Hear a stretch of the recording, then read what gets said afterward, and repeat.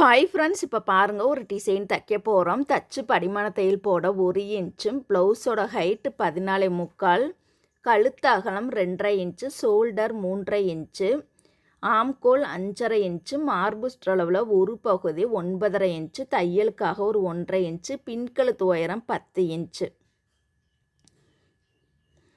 இப்போ பாருங்கள், இந்த மாதிரி ஷேப்பில் நம்ம நெக் லைன் போட்டுக்கலாம்.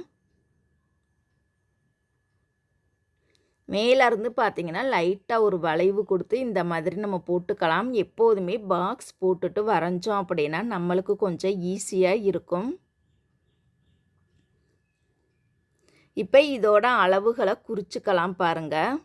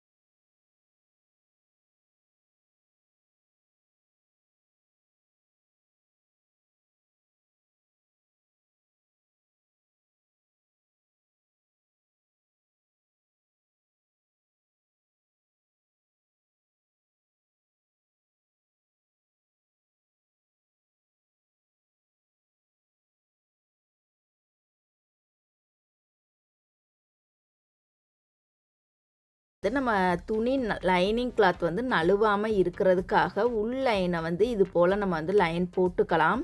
வெளியில் பார்த்தீங்கன்னா கரெக்டாக ஒரு 1/2 இன்ச்சில் நெக் என்ன ஷேப்பில் கட் பண்ணியிருக்கோமோ அதே ஷேப்லேயே ஒரு 1/2 இன்ச்சில் இது போல் நம்ம லைன் போட்டுக்கலாம். லைன் போட்டுட்டு தைச்சோம் அப்படின்னா நம்மளுக்கு எல்லாமே அழகாக நீட்டாக கிடைக்கும். ஒரே அளவாகவும் நேராகவும் கிடைக்கும். இப்போ எந்தெந்த இடத்துலலாம் அந்த மூளை ஷேப், அதாவது அந்த கார்னர் பகுதி வருதோ அந்த இடத்துல ஊசியை உள்ளே இறக்கி துணியை திருப்ப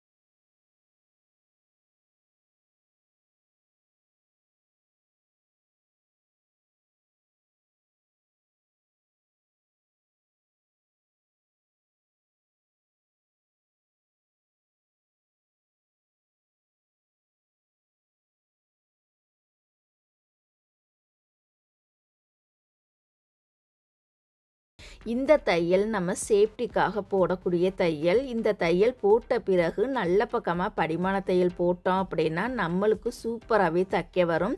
கஷ்டப்பட்டு இழுத்து விட்டு தைக்கணும்னு அவசியம் இருக்காது. இந்த தையல் நம்ம சேஃப்டிக்காக தான் போடுறோம்.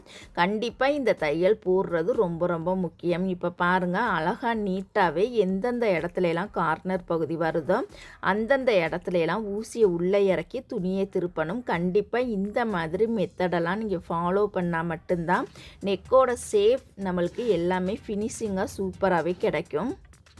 நல்லா பாருங்கள், 2 துணியுமே அழகாக நீட்டாக விரித்து வச்சு படிமான தையல் போடணும்.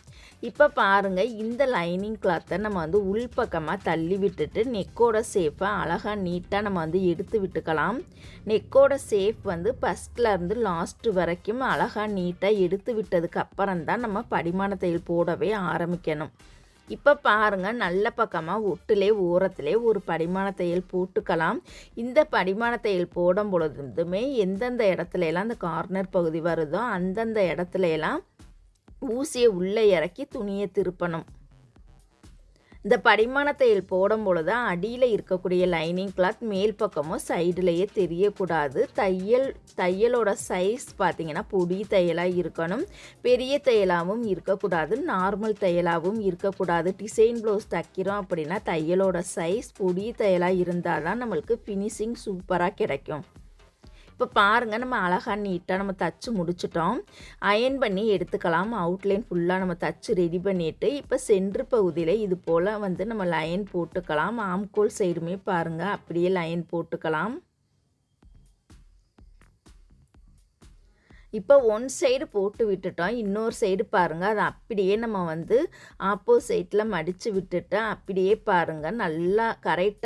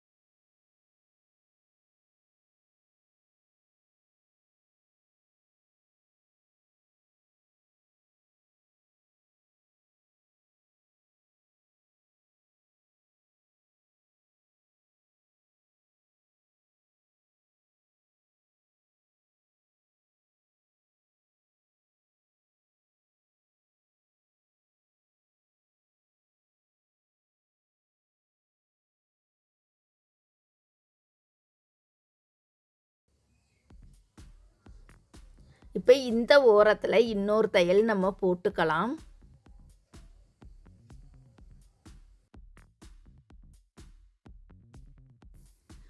இப்போ கீழே இருக்கக்கூடிய எக்ஸ்ட்ரா பீஸரை இது போல் நம்ம வந்து கட் பண்ணி எடுத்துக்கலாம். நூல் பீஸரு எல்லாமே கையோடைய அப்பப்பே கட் பண்ணி விட்டுறணும். இப்போ பாருங்கள், ஒன் சைடு அழகாக நீட்டாக நம்ம தச்சு முடிச்சிட்டோம். இந்த சைடுமே அதே மாதிரியே நம்ம தச்சுக்கலாம். ஃபஸ்ட்டு லைன் தைக்கும் பொழுது கரெக்டாக கழுத்தை ஒட்டியே தைக்கணும். அந்த சைடும் இந்த சைடும் லேஸ் வந்துடக்கூடாது, கரெக்டாக கழுத்தை ஒட்டியே தச்சுக்கலாம்.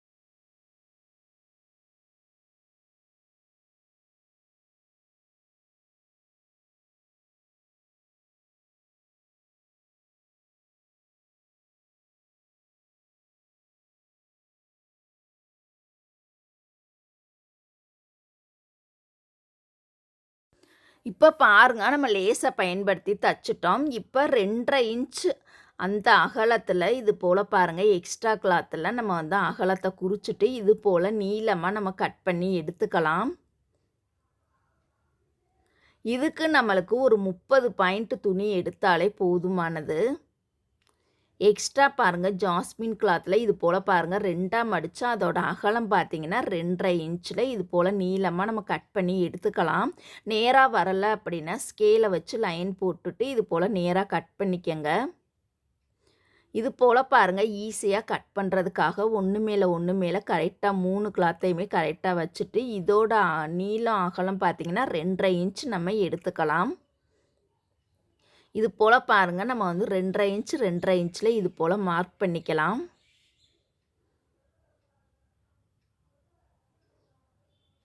இப்போ இந்த பகுதியை நம்ம வந்து வரிசையாக கட் பண்ணி எடுத்துக்கலாம். 2½ இன்ச் நீளமும் 2½ இன்ச் அகலமும் இது போல் ஸ்கொயர் ஷேப்பில் நம்ம வந்து நிறையா பீஸ் கட் பண்ணி எடுத்துக்கலாம்.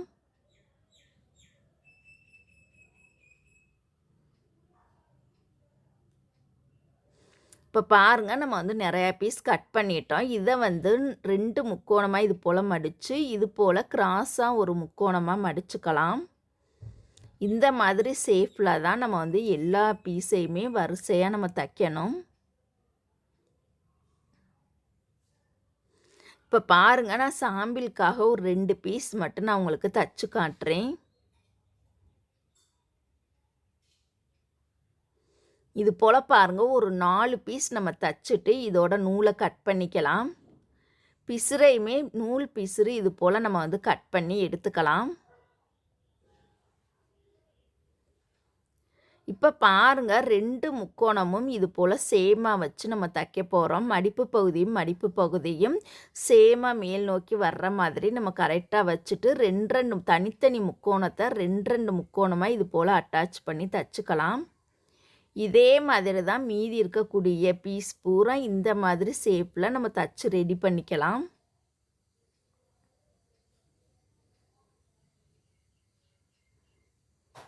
இப்போ பாருங்கள் இது போல் நம்ம வந்து நிறையா பீஸ் தச்சு ரெடி பண்ணிட்டோம். இப்போ இந்த ஒவ்வொரு பீஸையுமே பாருங்கள் அந்த ப்ளவுஸோட நெக் பகுதியில் தான் வச்சு நம்ம தைக்க போகிறோம். ஆம்கோல் சைடில் இருந்து கீழே இடுப்பு பகுதி வரைக்கும் இது போல் வரிசையாக தைச்சிக்கலாம். மடிப்பு பகுதி பார்த்திங்கன்னா இந்த முக்கோணத்தோட மடிப்பு பகுதி மேல் நோக்கி வர்ற மாதிரியும் ஓப்பன் பகுதி கீழ் நோக்கி வர்ற மாதிரியும் இது போல் வரிசையாகவே நம்ம வச்சு தச்சுக்கலாம். கழுத்தை ஒட்டியே தைக்காமல் கழுத்து பகுதியிலேருந்து ஒரு நூல் கேப்பில் இது போல் வரிசையாக லைனாகவே நம்ம தச்சுக்கலாம்.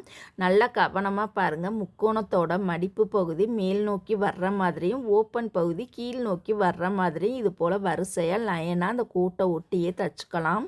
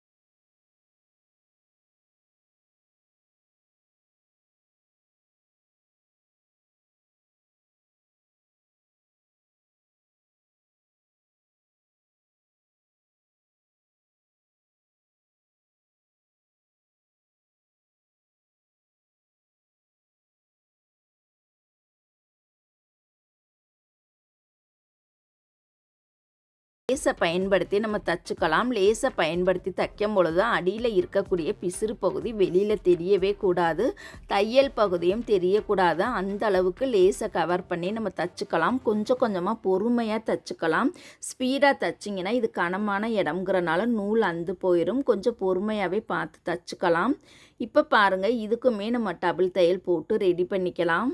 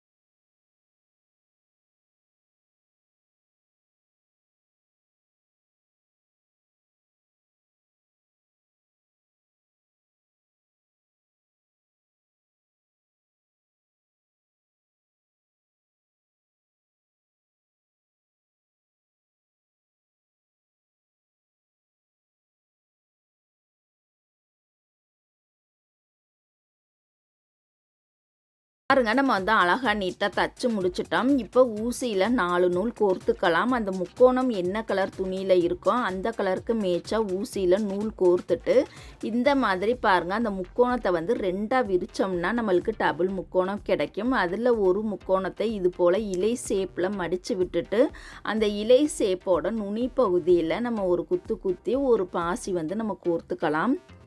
மீடியமாக இருக்கக்கூடிய பாசி வந்து ரொம்ப சின்ன சைஸும் எடுக்காமல் ரொம்ப பெரிய சைஸும் எடுக்காமல் நார்மல் அளவில் இருக்கக்கூடிய அந்த பாசியை எடுத்து இது போல் பாருங்கள் அந்த 2 முக்கோணத்தையுமே நம்ம இதழ் ஷேப்பில் அதாவது இலை ஷேப்பில் மடித்து விட்டுட்டு இது போல் எடுத்து விட்டுட்டு ஒவ்வொரு நுனி பகுதியிலையுமே ஒவ்வொரு பாசி கோர்த்துக்கலாம். கோர்த்து இது போல் நம்ம வந்து ஸ்ட்ராங்காக நம்ம வந்து தையல் போட்டுக்கலாம். இது போல் பாருங்கள் வரிசையாகவே நம்ம போட்டுக்கலாம். இதை வந்து தனித்தனியாக முடிச்சு போடாமல் அடியில் அப்படியே நம்ம வந்து வரிசையாக லைனாகவே தைச்சிட்டே வரலாம்.